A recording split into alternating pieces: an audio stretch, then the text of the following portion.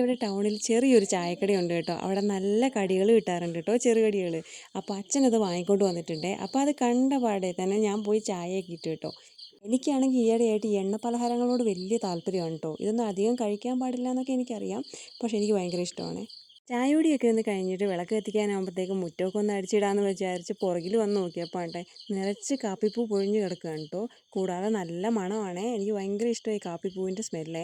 അപ്പോൾ ഞാൻ കാപ്പിപ്പൂ അങ്ങോട്ട് അടിച്ച് കളഞ്ഞില്ല കേട്ടോ. വാടി പോകുമ്പോൾ നാളെയൊക്കെ ആകുമ്പോൾ ഒന്ന് വാടുമല്ലോ കുറച്ചും കൂടെ. ചെറുതായിട്ട് വാടിയിട്ടുണ്ട്. അപ്പോൾ നാളെ ഇത് മൊത്തത്തിൽ വാരിക്കളയാമെന്ന് വിചാരിച്ചു. ഇതിങ്ങനെ കിടക്കുന്ന കാണുമ്പോൾ എനിക്ക് വാരിക്കളയാൻ വേണ്ടി തോന്നിയില്ല കേട്ടോ, അടിച്ച് വാരിക്കളയാനേ. അപ്പോൾ നാളെ ആകുമ്പോൾ കുറച്ചും കൂടെ ഒന്ന് കരിഞ്ഞു പോകുമല്ലോ, അന്നേരം വാരിക്കളയാമെന്ന് വിചാരിച്ചു. പിന്നെ ഞാൻ പടിഞ്ഞാറ് ഭാഗം അടിക്കാൻ വേണ്ടി വന്നു കേട്ടോ. ഇന്ന് കാര്യമായിട്ട് നമുക്ക് മഴയൊന്നും പെയ്തിട്ടുണ്ടായിരുന്നില്ലേ, അതുകൊണ്ട് തന്നെ ചെടികൾക്കൊക്കെ വെള്ളം ഒഴിക്കണം. നല്ല വെയിലുണ്ടായിരുന്നേ. ചീര അതാ നുള്ളാത്ത കാരണം മൊത്തം പുഴു നിന്ന് പോയിട്ടുണ്ടേ. കോവീസൊക്കെ ആണെങ്കിലും വാടി നിൽക്കുകയാണ് കേട്ടോ. അപ്പം ഞാൻ എല്ലാ ചെടികൾക്കും ഒന്ന് വെള്ളം ഒഴിച്ചു കൊടുത്തേ.